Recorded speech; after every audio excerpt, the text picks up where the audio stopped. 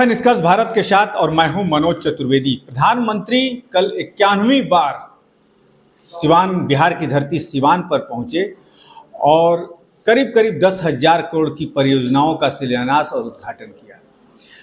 लालू और राबड़ी नीति तेजस्वी पर हमला बोला और पिछड़ी बिरादरी के वोटों को साधने की भरसक कोशिश उन्होंने की।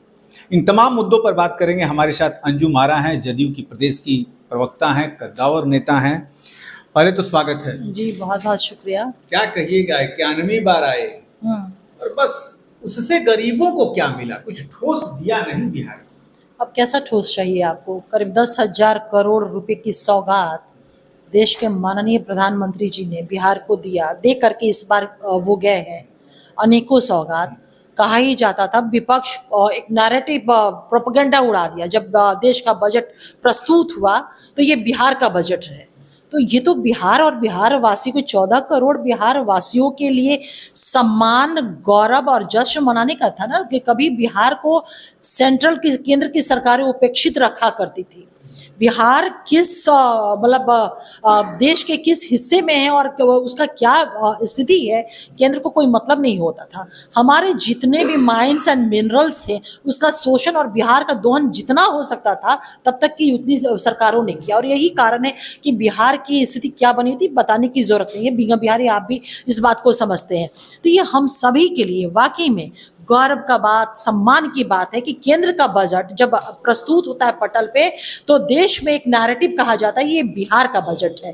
तो 91वीं बार क्या देश के प्रधानमंत्री हैं और वो आते हैं हमारे बिहार में, जब जब वो आए हैं सौगातों की उन्होंने बौछार की है। तो इस तरह की जो बातें हो रही होती है ना, तो ये कुछ नहीं, सिर्फ विपक्ष माननीय देश के प्रधानमंत्री जी जो सौगात दे रहे हैं बिहार को, और बिहार जिस तरह से विकसित हो रहा है, एक्सप्रेसवे है, मरीन ड्राइव है, सड़कें, पुल पुलिया, मेट्रो का अब तो उद्घाटन होना है, और माननीय मुख्यमंत्री नीतीश कुमार जी का जो काम हो रहा है उससे ये सब लोग हताश, परेशान और बौखलाए हुए इस तरह की बातें कर रहे हैं। हम 91वीं बार नहीं, हम बारंबार देश के प्रधानमंत्री का ये 14 करोड़ आवाम यहाँ का स्वागत करने के लिए उनको लालायित है और हम उनका स्वागत करने को तैयार हैं। विपक्ष कह रहा है कि पाटलिपुत्रा से गोरखपुर वंदे भारत चला दिए, 1,000 रुपए का टिकट है, कौन चढ़ेगा उस पे? देखिए, विपक्ष के पास अब कुछ मुद्दे रह नहीं गए हैं। ये वो दौर नहीं है, अब वो दौर ये खत्म हो गया है जब ट्रेन हो या डेवलपमेंट हो, यातायात हो, सड़कें हो, इसकी क्या स्थिति थी मुझे बताने की जरूरत नहीं है। और विपक्ष के पास आज ये स्वयं कार्य कौन बैठेगा?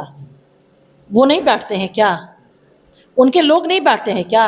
राजद के नेता नहीं बैठते हैं क्या? देखिए, इस तरह की चीजें सेट कर करके ना जो विकास हो रहा है और इस तरह के बयान को दे करके वो आवाम को गुमराह नहीं कर सकते हैं। बिहार की आवाम माननीय मुख्यमंत्री नीतीश कुमार जी के काम और देश के माननीय प्रधानमंत्री जी के सौगात से जो बिहार का विकास हो रहा है, विकसित और समृद्ध बिहार तेजी से बन रहा है, वो कहीं से भी बाधित होने वाला नहीं है। ये घिसा पिटा इनका कैसेट है, फटा हुआ है, ये ढोल बजा रहे हैं और कुछ भी नहीं। जिस चीज को, जिसकी मौका बिहार की आवाम ने इनके माता पिता को दिया था। केंद्र में कांग्रेस की सबसे ज्यादा शासन इस देश में किसने किया है? कांग्रेस ने किया है। क्यों बिहार बदहाल बिहार बता भाई? क्यों बिहार राष्ट्रीय पटल पर जो है गरीब बिहार था, अभी भी 17 में आप कल सुनिए ना, सही नहीं, बिल्कुल, अरे भैया सुनिए ना, ठीक है, बिल्कुल, लेकिन ये क्या ये सच नहीं है कि बिहार विकास किया है? क्या बिहार की सड़कें 2005 के बाद यही थी? आज अंजुम आरा जैसे पिछड़े समाज की बेटी अगर बोल रही है तो ये बोलने की ताकत कहां से आई? शैक्षणिक माहौल किसने दिया? बिहार की बेटी। बातें सच्चाई है, लेकिन 20-22 साल से आप राज्य में हैं, राज्य की मुखिया बने हैं नीतीश कुमार, 17वें नंबर पे अभी है। क्या हुआ तब बिहार में? नहीं, आप एक चीज ये, आप मुझे ये बताइए कि आप बिहार के डेवलपमेंट की जब आप बात करते हैं तो डेवलपमेंट हटाइए ना, डाटा और ये सारी चीजों को हटा दीजिए। क्या आप बिहार में रह रहे हैं और यह बीइंग बिहारी 2005 के पहले कौन डिनाई करेगा जी कि बिहार में विकास नहीं हुआ है? कौन डिनाई करेगा? आधारभूत संरचना का यहाँ शानदार विकास हुआ है। मानव विकास की मैं बात करूं तो जिस तरह से महिला, अल्पसंख्यक, पिछड़ा, अति पिछड़ा, हमारे दलित समाज, इवन के गरीब तबके के लोगों का ये बातें तो अरे भैया तो, अरे भाई तो विकास का और क्या सूचकांक होता है ये बताइए ना। आधारभूत, आपके पास अच्छी सड़कें हैं, प्रत्येक घर को बिजली है, 24 घंटे में 23 घंटे बिजली मिल रहा है। पहले सुनते जाइए, बच्चे पढ़ रहे हैं, बेटियां पढ़ रही हैं, साइकिल पे चढ़ के स्कूल जा रहे हैं, कानून व्यवस्था सही है, बेटियों का जो सशक्तिकरण, उसी पे तो मैं आ रहा। अरे भैया कानून व्यवस्था हत्याएं हो रही हैं, दिन पे दहाड़े नहीं, आप लोग सुनिए, पहले एक चीज मुझे ये बताइए, क्या बिहार की बेटियां साइकिल पे चढ़ करके, मोटरसाइकिल स्कूटी पे चढ़ के स्कूल नहीं जा रही हैं? ये कानून व्यवस्था का सबसे जीता जागता बड़ा प्रमाण है कि नहीं? अब आइए अपराध की बात। क्या आप मुझे मेरे एक सवाल का जवाब दीजिए कि क्या कोई भी समाज अपराध शून्य समाज की बात कर सकता है? क्या कल्पना भी की जा सकती है? अपराध तो होने हैं, ठीक है। जब कानून का राज हम लोग कहते हैं ना, इस बात को समझिए आप लोग, जब कानून की राज की बात हम लोग कहते हैं तो अपराध तो होना है, ये मानव प्रवृत्ति है। इंटेंसिटी कहीं कम कहीं ज्यादा हो सकती है। जिस तरह से हम लोगों ने, हमारी सरकार ने अपनी मजबूत इच्छा शक्ति के बल पे ऑर्गेनाइज्ड क्राइम जो 2005 के पहले हुआ करते थे, अपराधियों का तांडव 2005 के पहले हुआ करता था, अपहरण जो 2005 के पहले हुए थे होता था, पलायन जो इन लोगों के डर से, अपराधियों के डर से डॉक्टर, इंजीनियर, छात्र, व्यवसायी जो पलायन करते थे, हमारी सरकार ने जिस तरह से रोका और जो अपराध कारित करने का दुस्साहस करते हैं उनके खिलाफ जिस तरह से कानून फ्री होके अब काम करता है हमारी सरकार में, ये चीज ये बताइए, हम लोग चुनौती न सिर्फ आप लोगों को बल्कि विपक्ष को भी देते हैं कि 20 वर्षों के शासनकाल में एक भी उदाहरण हमारे समक्ष आप ला दीजिए जहां अगर कोई अपराध हुए हैं और वहां हमारा सत्ता या शासन ने हस्तक्षेप करके उनकी मदद करने की कोशिश की है। ये हम नहीं कहते हैं, उन्हीं के परिवार के, उन्हीं के लोग, उन्हीं के रिश्तेदार कहते हैं कि उस वक्त जब अपराध होते थे तो अपराध और अपराधियों का संरक्षण उस वक्त सीएम हाउस में हुआ करता था। तो ये बोलने के ये भ्रष्टाचार भी तो बढ़ा है आपकी। करप्शन के लिए सजा याफ्ता कौन हुआ है जनाब? सवाल करने से पहले एक चीज जान ले, थोड़ा सा मनन कर लीजिए। करप्शन के लिए किसको सजा याफ्ता हुए हैं बताइए आप, कि कौन सजा याफ्ता? अरे भाई अपना नाम बोलिए ना। अरे भाई करप्शन दो तरीके से, हमारा सवाल का जवाब दीजिए, सजा याफ्ता कौन है? कौन है सजा याफ्ता?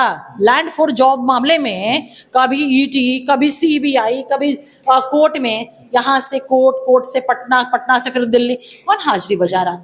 पहले अरे भाई पहले सुनिए ना, हमारे आप ही के सवाल, आपको पता है, लेकिन भ्रष्टाचार दो तरीके के हो रहे हैं। अभी देखिए डीके के पत्नी को किस तरीके से एंट्री कराई गई।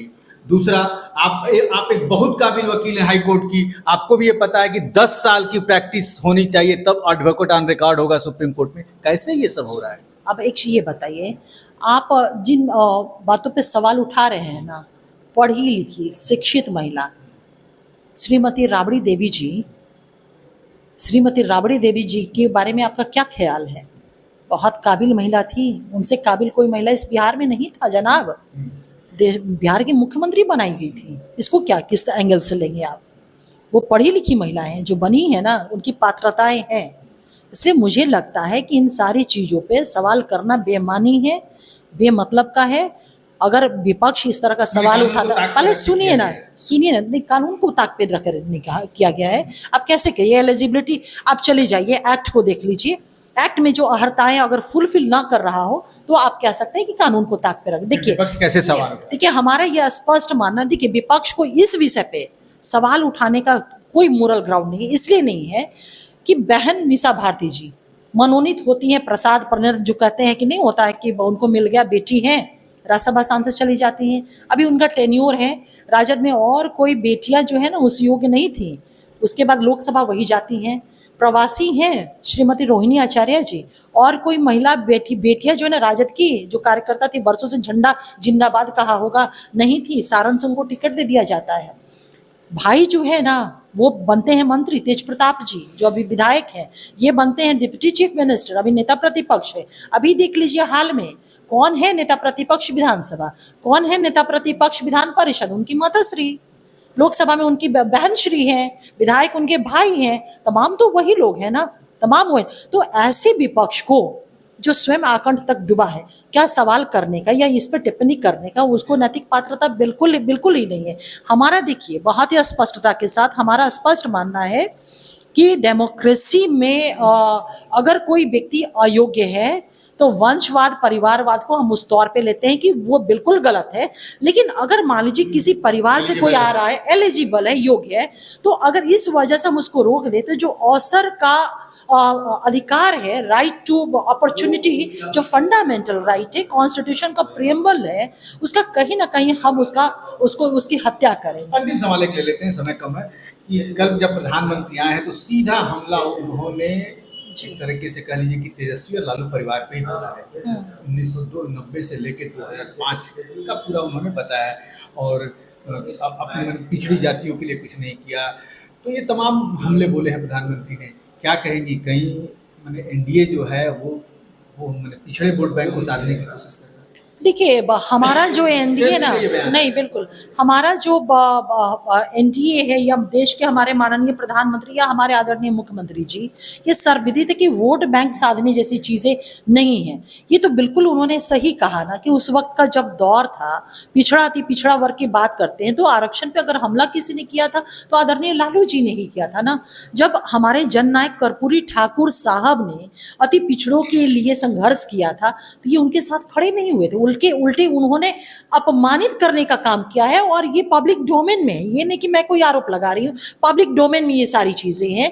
अति पिछड़ों का अधिकार देने का अगर कोई काम किया तो देश के हमारे जननायक कर्पूरी ठाकुर साहब ने, और उसके बाद हमारे माननीय मुख्यमंत्री श्री नीतीश कुमार जी ने।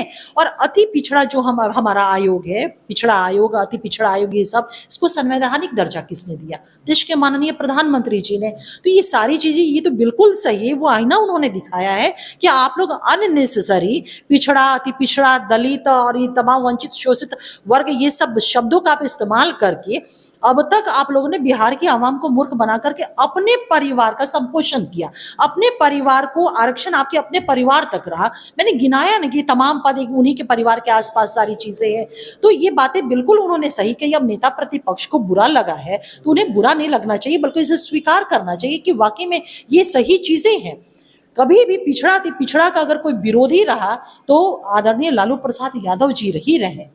कितना संघर्ष करना पड़ा है हमारे माननीय मुख्यमंत्री नीतीश कुमार जी को अति पिछड़ों को अधिकार दिलाने के लिए उनसे। ये भी इतिहास गवाह है इस बात का। तो ये थी अंजुम आरा, जदयू की प्रदेश की प्रवक्ता। और कहावत वही कही जाती है कि जिनके घर शीशे के होते हैं वो दूसरों के घरों में पत्थर नहीं मारते। तेजस्वी यादव का बयान कि प्रधानमंत्री ने पिछड़ों अति पिछड़ों को के वोट को साधने के लिए ये दौरा किया और तमाम जो बातें कही हैं वो पिछड़ों के वोट लेने के लिए कही है। अब देखना ये है कि जिस प्रधानमंत्री ने तमाम आयोग, अति पिछड़ा आयोग से लेकर सबको संवैधानिक दर्जा दिया, जनता कितनी उनके साथ खड़ी है।